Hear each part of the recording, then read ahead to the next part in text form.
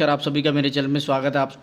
आज हम बात करेंगे इंडियन बैंक लिमिटेड के बारे में, जिसके अंदर ये देखने की कोशिश करेंगे किस हिसाब से ये शेयर एकदम से तेज़ी से भागता हुआ आपको एक महीने के अंदर लगभग इस शेयर ने 22% तक के रिटर्न जनरेट करके दिए हैं। और वही रेगुलरली अगर इसके अंदर कंसिस्टेंट परफॉर्मेंस की बात की जाए तो काफ़ी अच्छे रिटर्न इसके अंदर निकलते हुए दिखाई दे रहे हैं। और अभी भी जो इसके ऊपर टारगेट बताए जा रहे हैं वो लगभग 188 रुपये के टारगेट के लिए इसके अंदर खरीदारी की सलाह दी जा रही है। तो डेफिनेटली जो नंबर 1 बैंकों के अंदर अगर आप ओवरऑल देखें, HDFC बैंक हो गया, SBI बैंक हो गया, एक्सिस बैंक हो गया, इन सभी बड़े बड़े बैंकों के बाद अगर किसी छोटे से बैंक के अंदर अगर पैसा बनता है ना, तो वो सबसे पहले इंडियन बैंक का ही नाम आता है।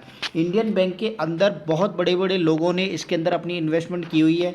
और अगर ओवरऑल इसके अंदर परसेंटेज वाइज इसकी ग्रोथ देखेंगे तो काफ़ी अच्छी निकलती हुई दिखाई देती ओवरऑल ईयर के अंदर, जैसा कि बैंकिंग सेक्टर के अंदर कहा जाता है। और डेफिनेटली आप देखेंगे कि किस हिसाब से HDFC बैंक ने भी 52 वीक लो मारने के बाद, जी हाँ जी, 52 वीक लो मारने के बाद अब तेज़ी दिखाई है 2-3 दिनों के अंदर, जहां आप उसके अंदर मर्जर की बात कही जा रही है। तो डेफिनेटली आप यहाँ समझ सकते हैं कि किस हिसाब से इस शेयर ने ओवरऑल एक महीने के अंदर आपको 22% तक के रिटर्न जनरेट करते हुए दिखाए हैं।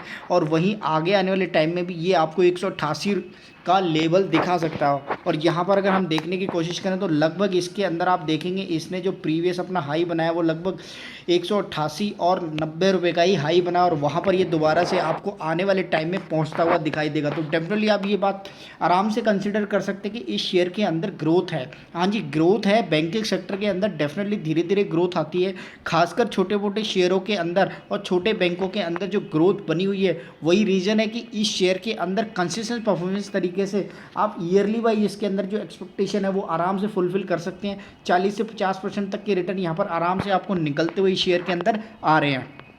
की जाए तो दिसंबर क्वार्टर के अंदर अगर आप देखेंगे तो बड़ी कोई अचीवमेंट नज़र आती हुई दिखाई नहीं दे रही, लेकिन इसके प्रॉफिट जो मार्जिन है वो रेगुलरली 33% के हिसाब से बढ़ते हुए दिखाई दे रहे हैं। हालांकि अगर ये रेवेन्यू ग्रोथ करता हुआ दिखता है तो काफ़ी अच्छे सरप्राइजिंग नतीजे नीचे की तरफ भी आते हुए दिखाई देंगे, लेकिन उसके बावजूद भी रेवेन्यू के अंदर 2% तक की ग्रोथ है। और उसके बाद भी इस शेयर ने नेट प्रॉफिट मार्जिन के अंदर आपको 33% निकाल के दिया है। और यही रीज़न है कि थोड़े थोड़े रेवेन्यू के साथ भी इस शेयर के अंदर आने वाले टाइम में भी आपको इसी हिसाब से रिटर्न निकलते हुए दिखाई देंगे।